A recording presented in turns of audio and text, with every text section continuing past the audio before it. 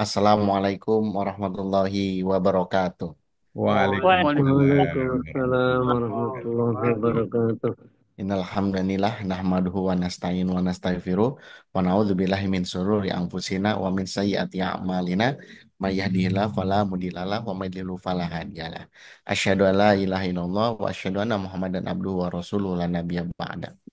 Alhamdulillah puji serta syukur hanyalah milik Allah Subhanahu wa taala.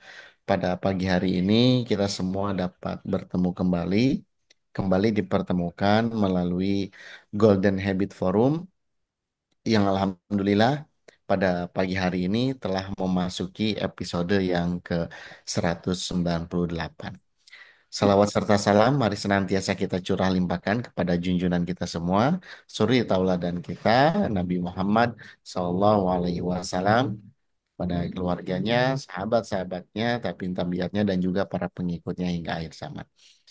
Ibu bapak yang saya hormati dan dirahmati oleh Allah Subhanahu wa taala, seluruh partisipan Golden Forum, pada pagi hari ini uh, bertepatan juga tadi sudah disinggung oleh ibu bapak sekalian bahwa pada kesempatan hari ini Golden Habit Forum ini detik-detik akhir di bulan suci Ramadan, di mana Golden Habit Forum juga pada beberapa waktu lalu apa namanya di hari Sabtu tepat itu apa namanya hari pertama puasa waktu 1 Ramadan, dan hari ini pada tanggal 29 Maret kita sudah akan memasuki detik-detik apa namanya 1 Syawal, meskipun masih lusa ya insya Allah untuk Muhammadiyah, dan apa namanya kalau pemerintah mungkin masih ada kemungkinan juga tadi ada yang menyebutkan sama ataupun berbeda.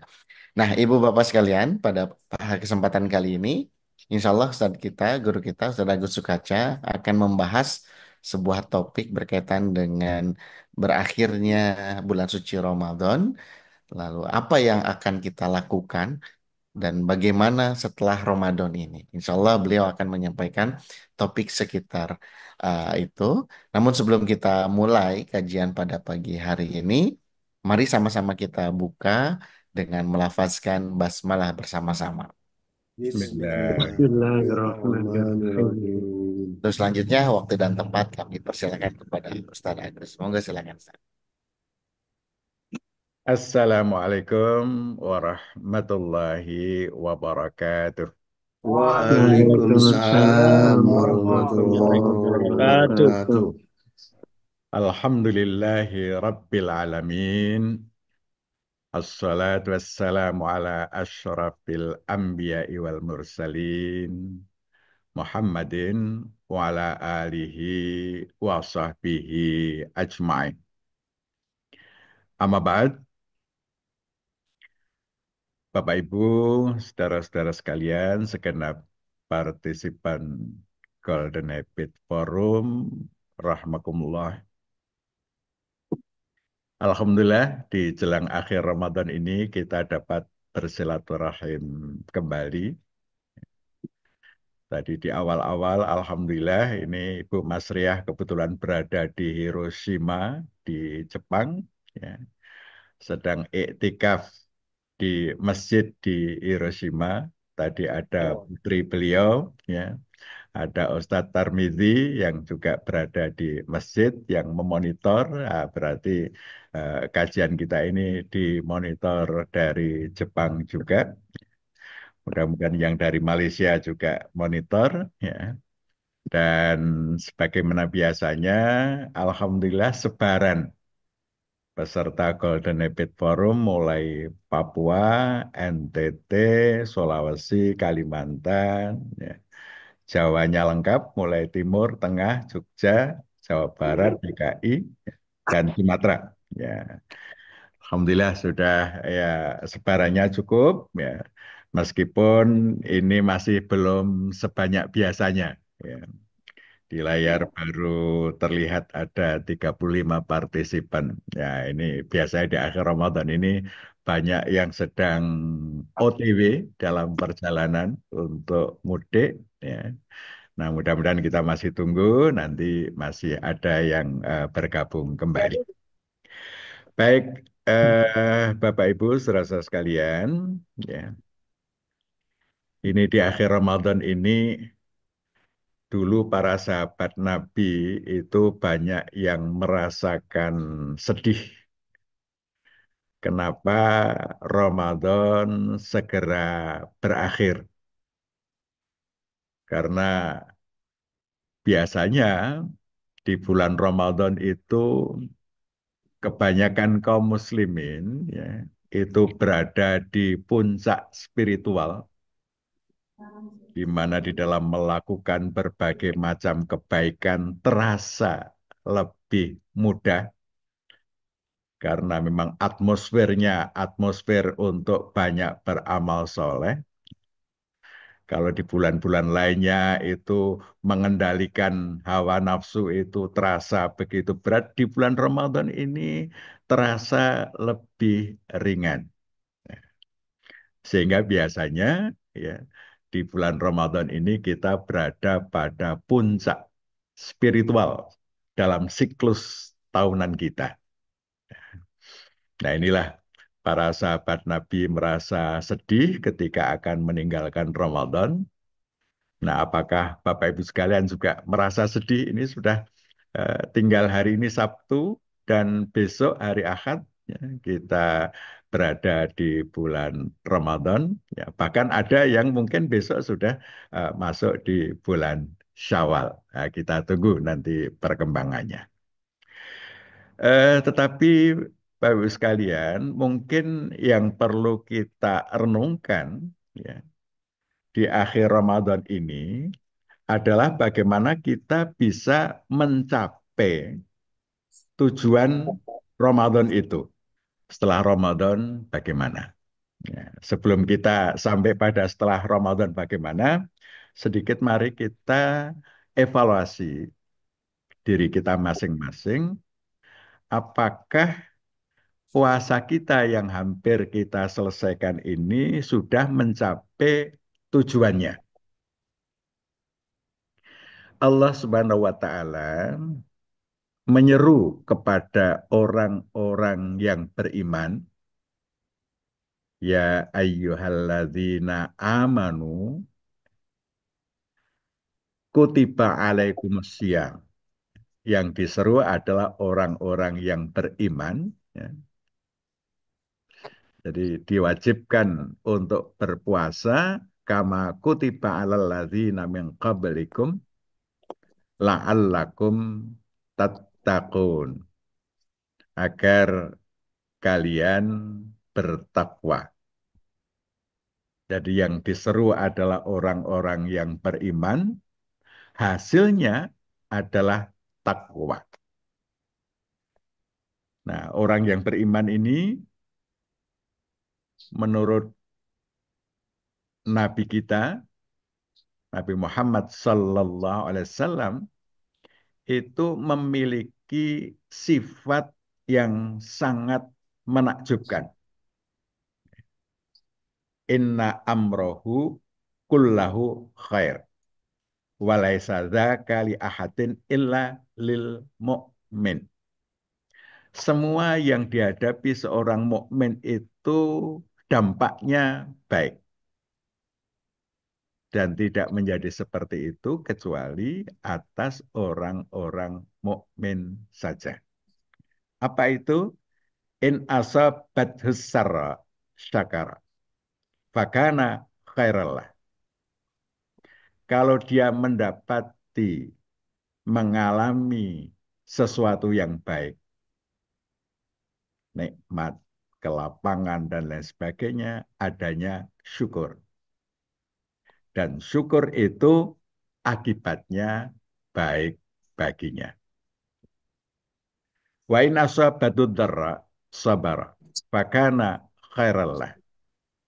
Kalau dia mendapatkan sesuatu yang buruk, ya, kesempitan, sesuatu yang tidak menyenangkan, responnya adalah sabar.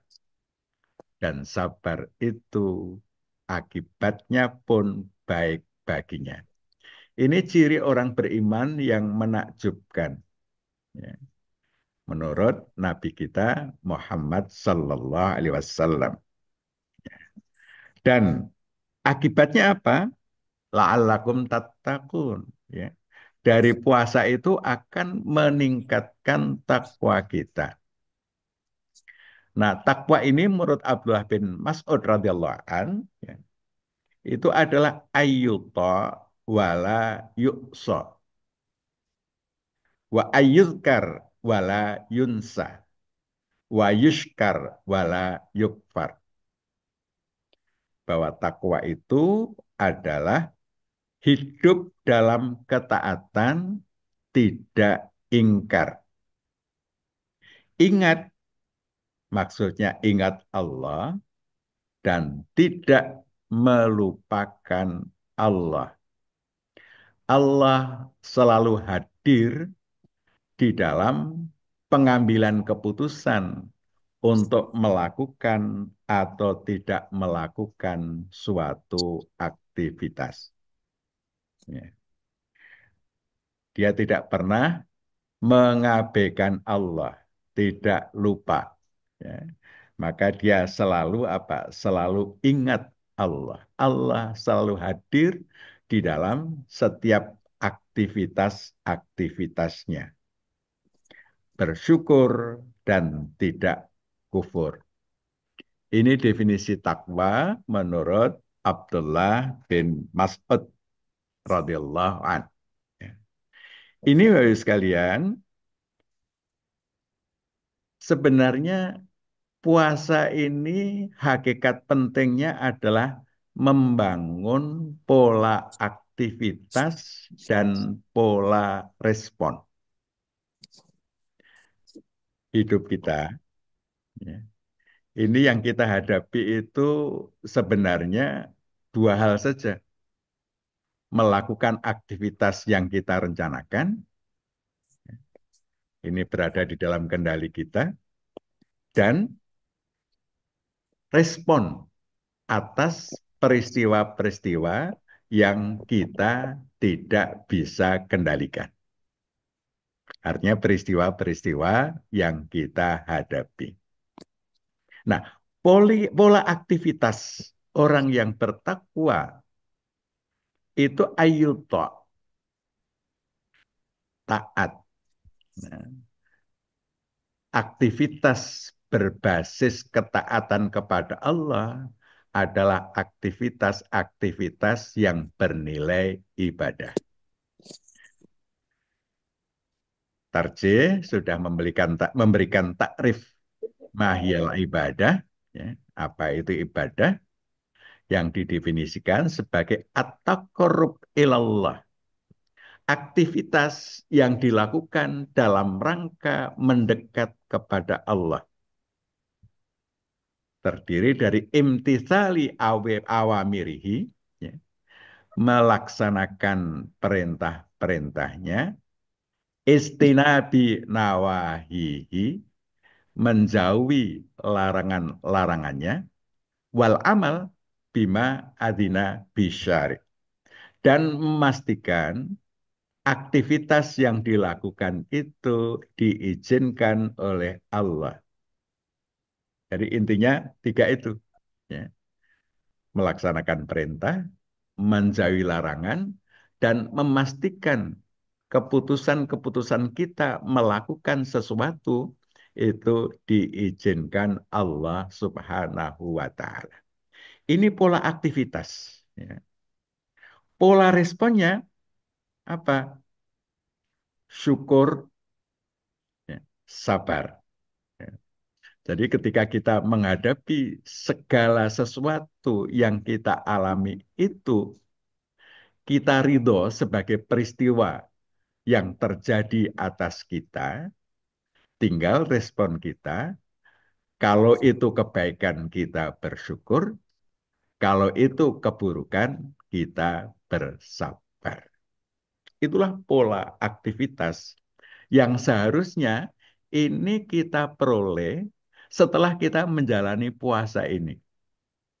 Karena Ibu sekalian, bahwa ternyata puasa itu mendapatkan nilai dilipat gandakan melebihi rumus-rumus yang lain. Karena Allah menyatakan setiap amalan anak Adam itu dilipat gandakan antara 10 hingga 700 kali eh, derajat lebih baik, ya, 700 kali lipat, ya, kecuali puasa. Puasa itu, ya, Allah sendiri yang akan membuat rumus ganjarannya. Karena apa? Karena kita berpuasa karena Allah. Yada'a ta'amahu wa syarabahu min ajli, kata Allah. Ya, bahwa orang yang berpuasa itu dia menahan lapar dan dahaganya karena Allah. Nah, rupanya ini merupakan kunci. Kalau kita melakukan sesuatu aktivitas motivasinya karena Allah, maka di situ berlaku rumus yang dahsyat. Ya. Kelipatannya, rumusnya berbeda. Ya. Karena apa?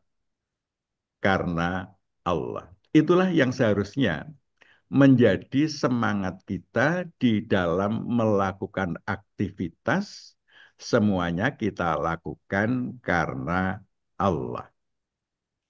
Itulah para ahli fikih mensyaratkan rukun amal pertama agar amalan itu diterima oleh Allah Subhanahu wa taala adalah niat karena Allah. Jadi apapun kalau kita niat karena Allah, maka dia harus dalam koridor menjalani perintah Allah, menjauhi larangannya, memastikan yang kita lakukan itu diizinkan oleh Allah.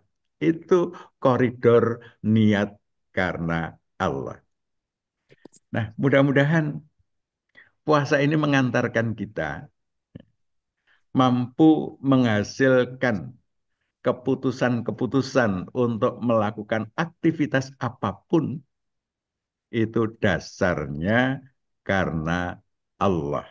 Motivasinya karena Allah, bukan karena faktor-faktor yang lain.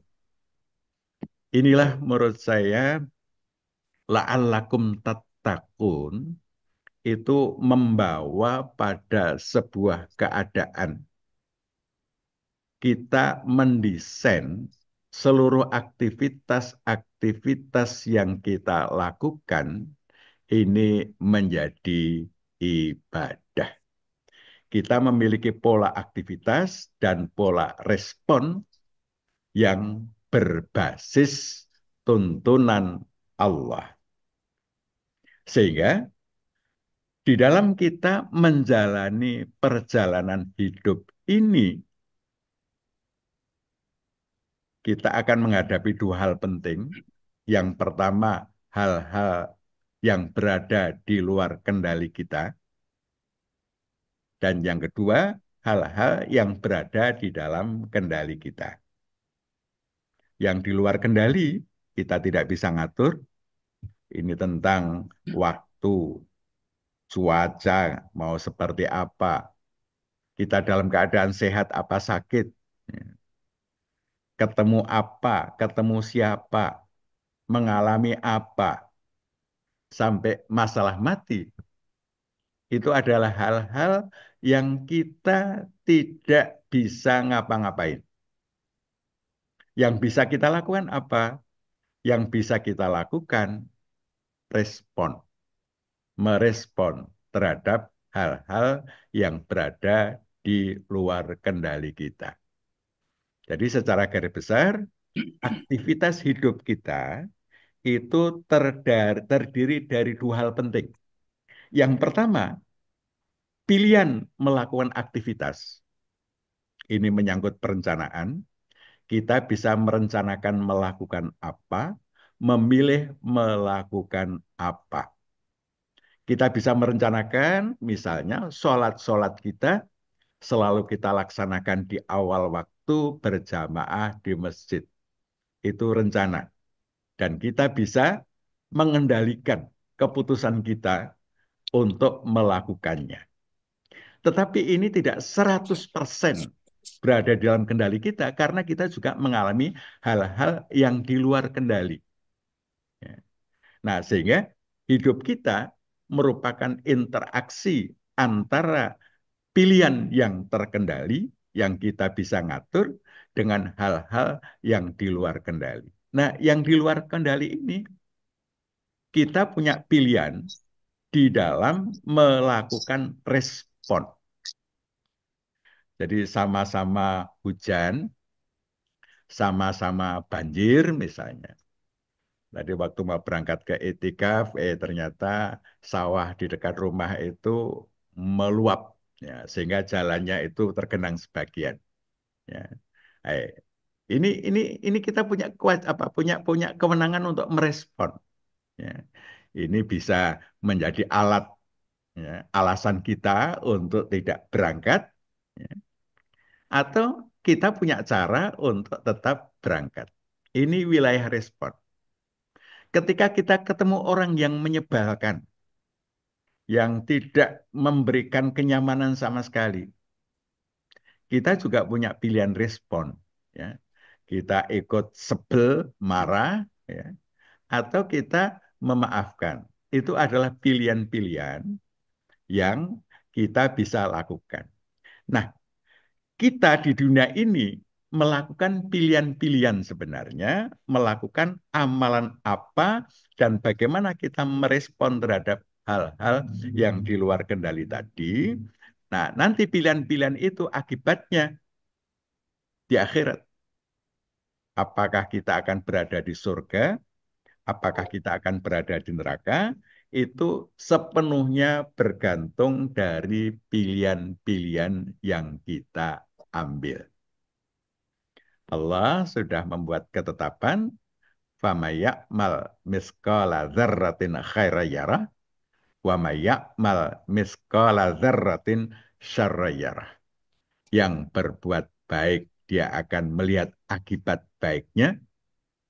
Tentu kalau kita berbuat baik, akibat baiknya surga di akhirat. Tetapi kalau kita memilih perbuatan buruk,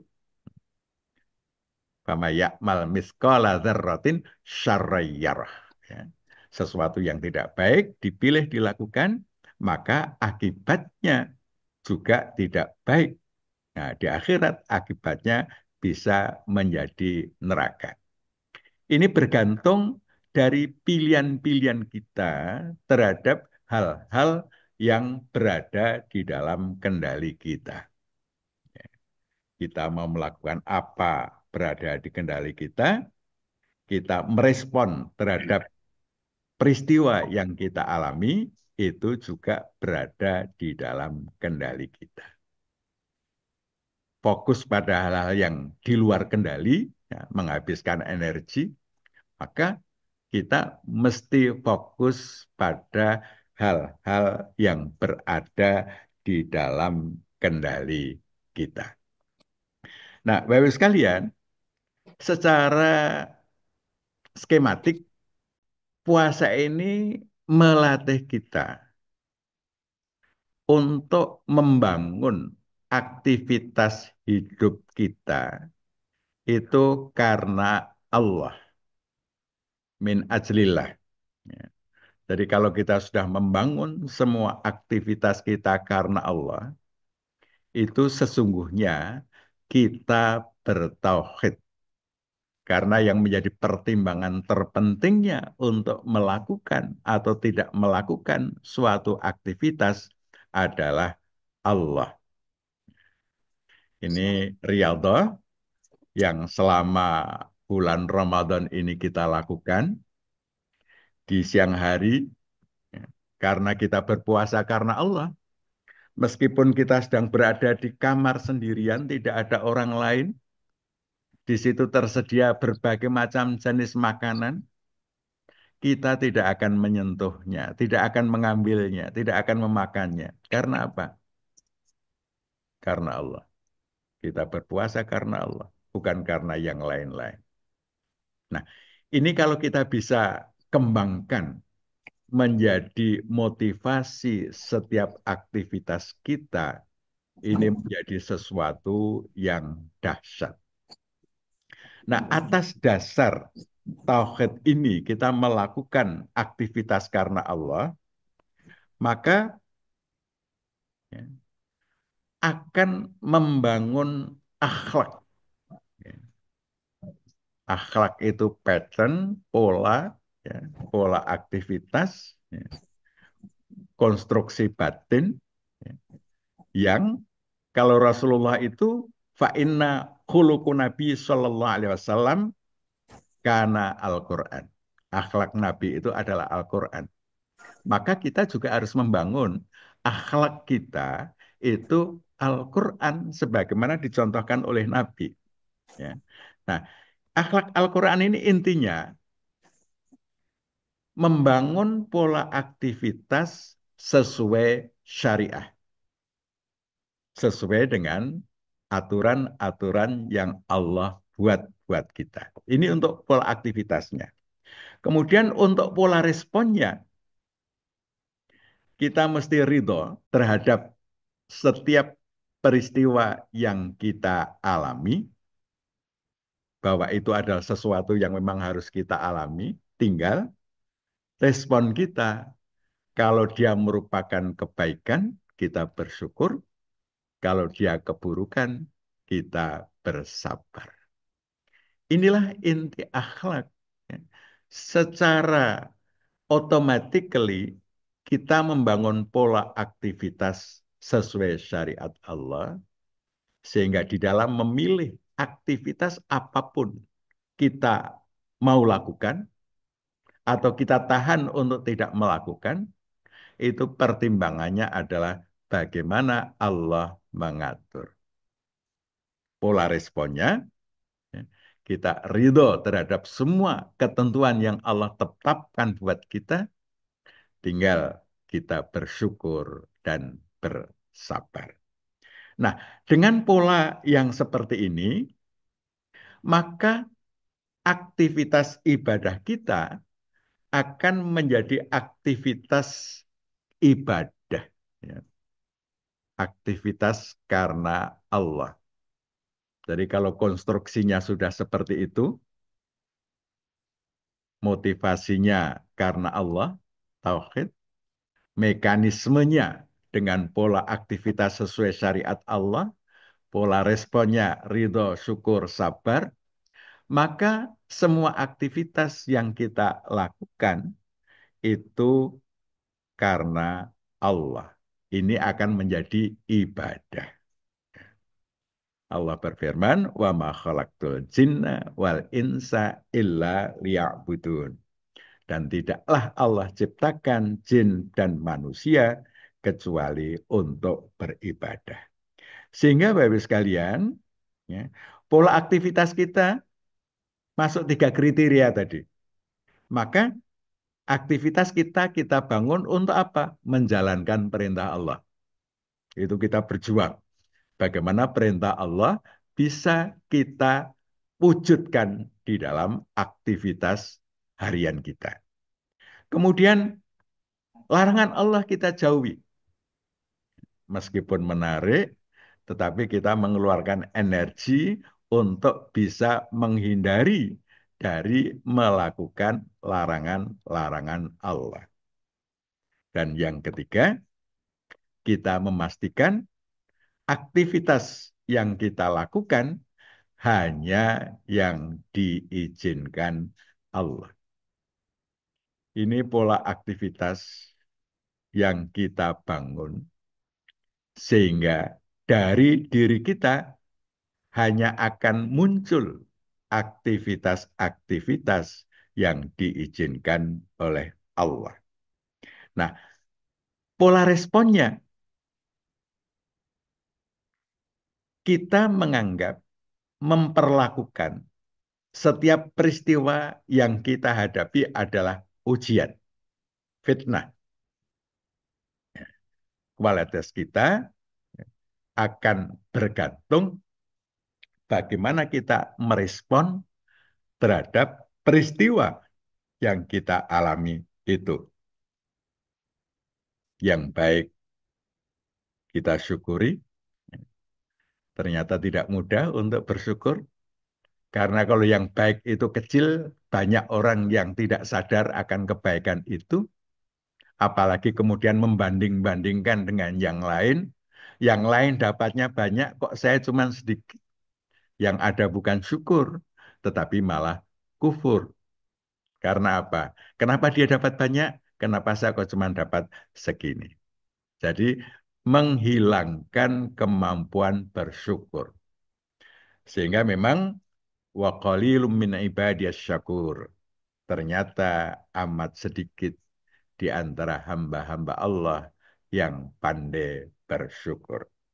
Nah, yang buruk sabar. Ya.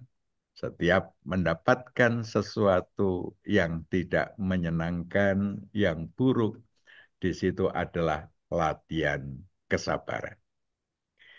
Inilah hasil dari puasa, menghasilkan konstruksi amal yang dibangun atas keyakinan tauhid, dilakukan dengan mekanisme akhlak Al-Quran, hasilnya pasti aktivitas-aktivitas yang bernilai ibadah. Ini sesuatu hal yang seharusnya menjadi evaluasi kita. Apakah kita sudah termasuk yang sukses ya, di dalam menjalani puasa ini? Nah, indikatornya adalah ini. Kebaikan yang berhasil kita wujudkan menjadi pola amal, pola aktivitas, dan pola respon di dalam menjalani kehidupan ini. Oleh karena itu, apa yang sudah kita raih hari ini, nanti setelah Ramadan, ya, bagusnya kita tetap menjaga nilai puasa kita. Tidak menggantungkan pada puasa Ramadan, tetapi ada puasa-puasa di luar Ramadan yang kita lakukan. Sehingga suasana spiritual seperti Ramadan itu juga kita hasilkan dengan puasa-puasa di luar Ramadan. Di bulan Syawal ada puasa Syawal. Nanti bulan-bulan selanjutnya ada puasa Ayyamul Bid atau Senin Kemis atau Daud, mana yang dipilih. Ya. Ada waktu-waktu khusus, ada puasa Arafah, ada puasa Asyura. Nah, mari kita memilih untuk melakukan, menjaga spiritualitas Ramadan kita yang sekarang ini insya Allah sedang berada di puncak-puncaknya. Kita jaga sepanjang tahun sehingga grafik kita dari waktu ke waktu semakin meningkat. Bapak Ibu, saudara-saudara sekalian rahimakumullah, ini yang dapat saya sampaikan. Kiranya Bapak Ibu yang lain berkenan untuk memberikan apa insight yang berbeda, yang lebih menguatkan, ya, sehingga Ramadan ini menjadi riyadhah kita untuk menjadi lebih baik, sehingga kualitas amal kita sebagian besar merupakan bagian dari ibadah kita. Demikian Mas Ikhwan ya dan Bapak Ibu sekalian ya. Mudah-mudahan ya, kita semua diberikan kemudahan untuk menjaga spiritualitas Ramadan ini pada bulan-bulan setelah Ramadan nanti. Hadanallah wa iyyakum ajma'in. Asra minallah fathun qarib. Assalamualaikum warahmatullahi wabarakatuh.